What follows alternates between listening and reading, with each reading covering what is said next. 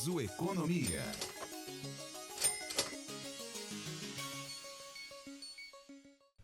Para você ligado aqui na nossa Rádio Uniso e também nas redes sociais da Uniso e também do Labicom, hoje nós damos início, um pontapé inicial e retomamos o projeto Uniso Economia.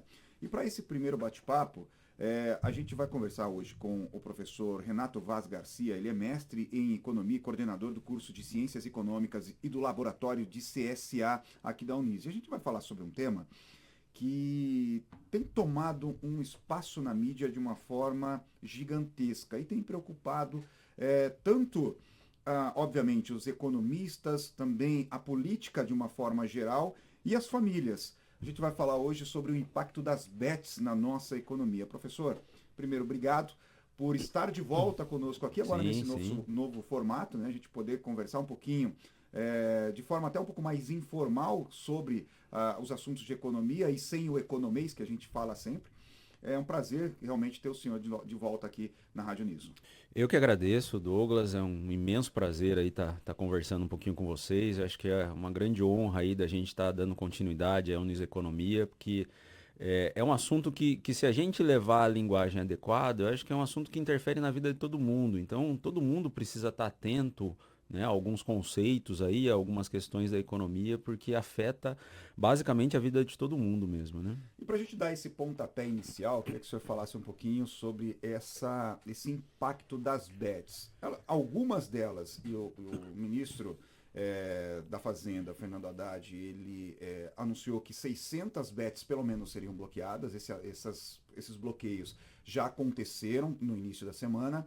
Mas antes da gente chegar na questão do bloqueio, eu queria que o senhor falasse um pouquinho do impacto dessas bets para as famílias. Porque infelizmente, a gente sabe, aí tem as informações, isso não é segredo para ninguém, informações que giraram em todos os portais de notícias, em todos os canais, de todas as rádios, de famílias que recebem benefícios do governo utilizando o dinheiro desses benefícios para apostar em bets. Sim, eu acho que na realidade essa questão das bets ela tem várias camadas, né?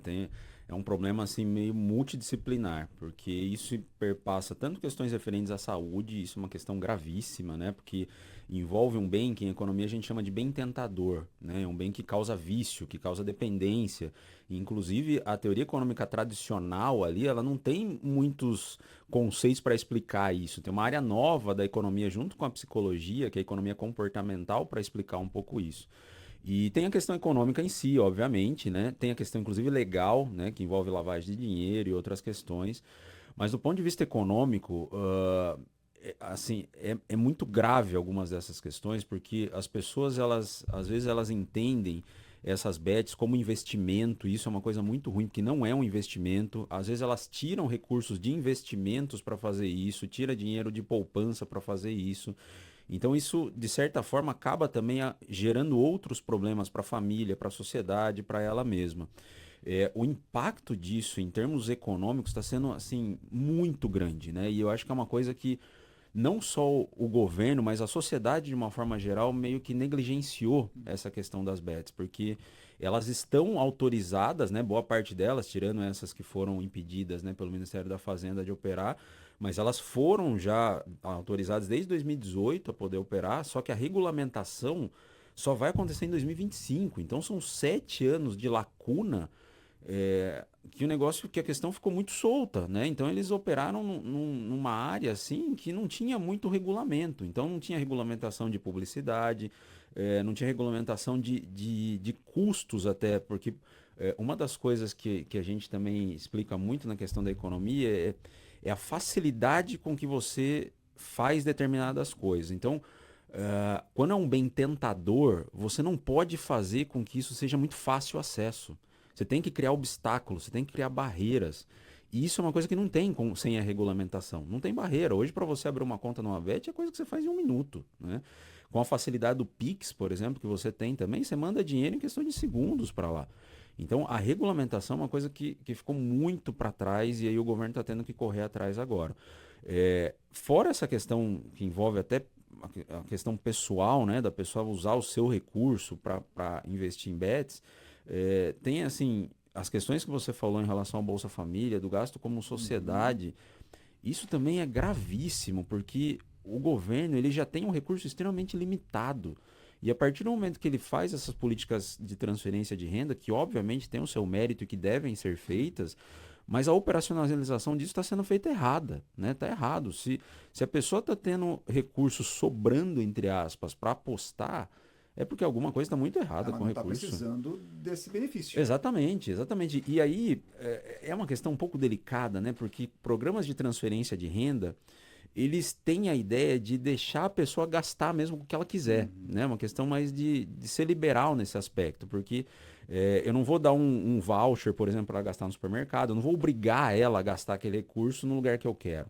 Então tem essa noção importante de liberdade para a pessoa, mas a partir do momento que isso está indo para questões que vão causar problemas não só para elas, mas também para a sociedade, aí precisa ter uma reavaliação melhor desse gasto. Agora, eu tive conversando com o economista Henrique Castiglione, ele é da BTG Pactual, recentemente, e uma das coisas que me chamou a atenção quando nessa conversa com ele foi, você recebe lá um benefício, ou não, você tem do seu salário lá, R$ 500 que aquilo foi a sobra do seu salário, foi aquilo que você recebeu, pagou o que você tinha que pagar, adquiriu aquilo que você precisava adquirir e sobrou aqueles R$ 500. Você tira R$ 100 desses 500 para apostar em bets, são R$ 100 a menos que você, por exemplo, consome. E ele usou esse exemplo e para mim ficou muito claro. Você poderia ter consumido isso, por exemplo, num happy hour com amigos, num bar perto da sua casa e fazer essa economia girar. Quando esse dinheiro ele é tirado desse comércio local, para as bets, ele vai para paraísos fiscais e tudo mais. Você concorda com esse tipo de pensamento? É exatamente Não, isso? eu acho que sim. Eu acho que assim é muito difícil a gente mensurar qual gasto vai ser melhor do que o outro em termos de fazer a economia Sim. girar, né? É óbvio que mesmo o gasto com aposta, em certa forma, ele acaba retornando para a economia. Tem a questão da tributação também. Tem a própria premiação, que apesar que é menor, né? Mas ainda assim essa premiação volta para a pessoa Tá. eventualmente gastar. Mas em termos de retorno econômico e social, me parece realmente que se você tira um recurso, né? E isso foi muito alertado por alguns setores, né? Principalmente calçado, supermercado, vestuário. Se você tira recursos desse setor, que seriam gastos nesse setor, para gastar com bet, me parece que, assim, pela lógica, você gastando com setores mais de varejo, você tem um efeito multiplicador na economia, né? Principalmente a nível regional.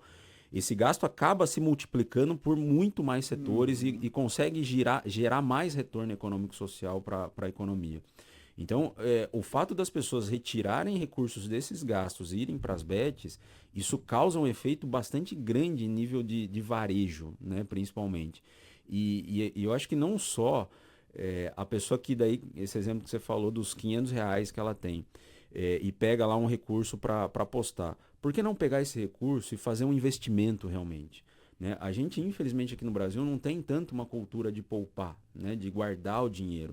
Então, às vezes, as pessoas acabam entrando numa questão meio comportamental e psicológica de que se ela for apostar, ela vai ficar milionária, de que ela é melhor do que todo mundo, de que ela conhece futebol, então por isso ela vai apostar. E aí tem um problema mais grave ainda, porque a hora que a pessoa começa a apostar, ela vai lá e ganha uma vez. A hora que ela ganha uma vez, aquilo já, para ela já ganha um rótulo de que eu sou foda, eu sou bom. Então eu vou apostar mais, eu vou aumentar a minha mão. E a hora que ela vai aumentar a mão dela, aí começa a virar uma bola de neve. Porque daí na próxima vez ela acaba às vezes tomando uma invertida, acaba perdendo. E aí ela fala, não, mas eu perdi por uma questão aleatória. Foi um caso extremamente pontual. Da próxima vez não vai acontecer mais. E aí ela aumenta mais a mão porque ela fala, putz, eu preciso compensar o prejuízo que eu tive. E aí a bola de neve vai embora, né? É diferente de você fazer um investimento, né? Às vezes as pessoas podem comparar, eu vou investir no mercado de ações ou investir em bet. Não tem comparação isso. O mercado de ações é investimento. É óbvio que as pessoas às vezes comparam isso com jogo, né? Principalmente day trade, que Sim. também é uma coisa que tem que ter levado em consideração com muito cuidado, mas é um investimento que você está fazendo, né? Você tem alguns dados da CVM, da Ambima, que é uma associação do mercado financeiro, que ela mostra que 2% apenas da população brasileira investe no mercado financeiro. 2%.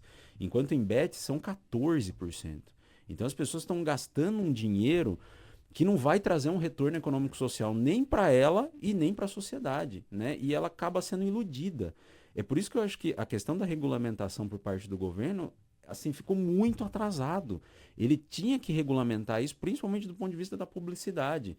A gente tem o caso de cigarros, por exemplo, que a gente teve uma discussão grande sobre isso no passado.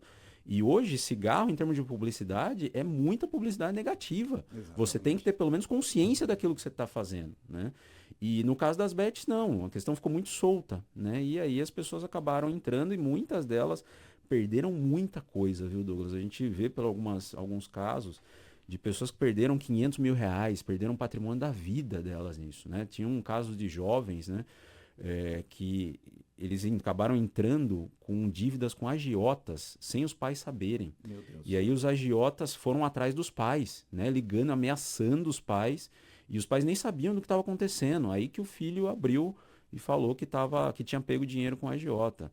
Então, é uma questão muito grave mesmo, porque não afeta só a pessoa, mas todo o social que ela está envolvida ali, né? E aí o governo vem e faz esse bloqueio de algumas delas, né? O primeiro documento diz aí em torno de 600 empresas, mas ainda não é o bastante, né, professor? Precisa ter um pouco de... Sim. E aí eu vou entrar um pouco na sua seara mais diretamente como educador.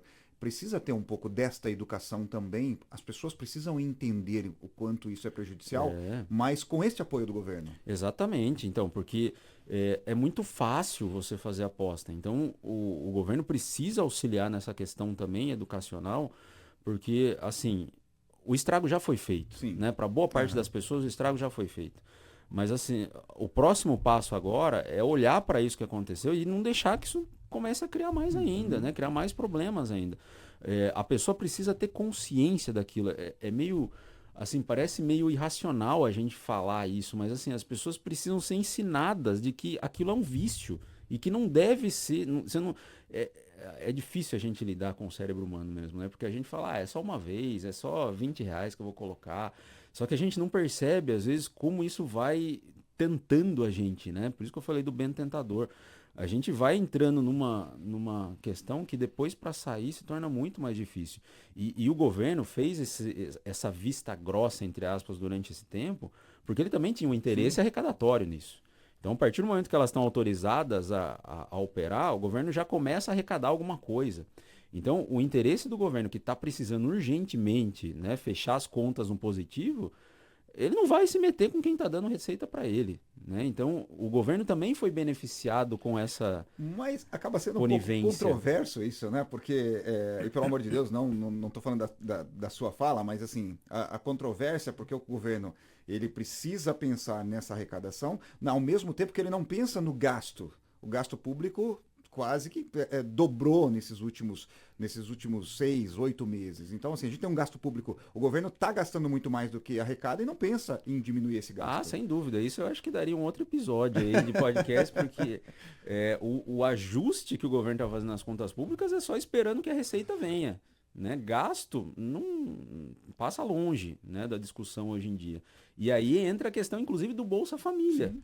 Porque o Bolsa Família, olha, é impressionante, assim, porque a sociedade também precisa ter maturidade de entender que quando a gente, às vezes, questiona algum gasto, não é porque a gente é totalmente contra aquilo, de que tem que zerar, não tem que pagar Bolsa Família, não. Mas precisa ser avaliado, porque é um dinheiro público, é um dinheiro nosso. A partir do dinheiro que o dinheiro do meu imposto está sendo gasto com uma coisa que está trazendo mal para a sociedade, isso precisa ser revisto, né? Tem um levantamento que um portal fez que se você registrar, né, uma família de 5 pessoas, por exemplo, você vai lá pedir benefícios tanto a nível federal, estadual, municipal. Se as pessoas não declararem que elas fazem parte de uma família, elas têm um rendimento mensal que pode chegar a R$ 3.500, né, pelo levantamento que ele fez. Isso é muito dinheiro, muito dinheiro. Então, por isso que o governo também deveria fazer um pente fino urgente em relação aos beneficiários do Bolsa Família. Porque muitas vezes tem pessoas recebendo demais e pessoas que não estão recebendo e deveria. Né? Porque às vezes a pessoa não tem cadastro, não tem documento, não tem nada que possa comprovar que ela poderia ter acesso a esse benefício. E assim, você não... às vezes um assunto meio intocável, né? No campo político, você não pode questionar a questão de transferência de renda, mas é justamente você questionar para melhorar e para fazer quem precisa realmente receber, receba.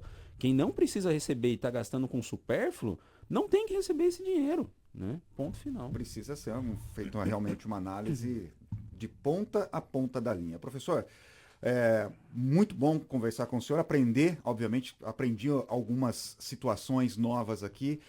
O convite está feito. Aliás, o convite não, né? Já está uma convocação feita para que a gente possa bater esse papo aí pelo menos uma vez por semana aqui e tentar trazer um pouco mais essa discussão da economia de uma forma um pouco mais aberta, que as pessoas possam entender um pouquinho mais. Sim, Obrigado sim. mais uma vez e sucesso. Não, eu que agradeço, a gente está sempre à disposição e qualquer dúvida é só chamar a gente aí. Bom, a gente encerra aqui então esse primeiro episódio da retomada do Uniso Economia e com certeza, se você tiver alguma dúvida, se você quiser fazer algum questionamento para o professor Renato Vaz, é fácil, radioniso@uniso.br, radioniso@uniso.br, ou então você vai nas nossas redes sociais, @labicom, e você pode fazer a sua pergunta e a gente vai trazer aqui para o professor tirar as nossas dúvidas. Um grande abraço e até a próxima. Uniso Economia.